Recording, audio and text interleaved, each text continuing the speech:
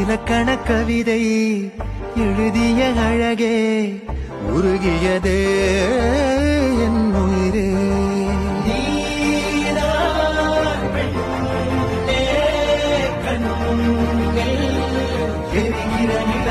இலக்கண கவிதை எழுதிய அழகே உருகியதே என் உயிரே.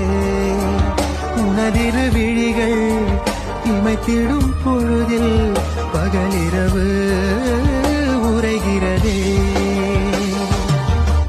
இதயம் கேட்குதே என் காற்றாக கனவாக கை வீசும் காதல் இவள் யார்?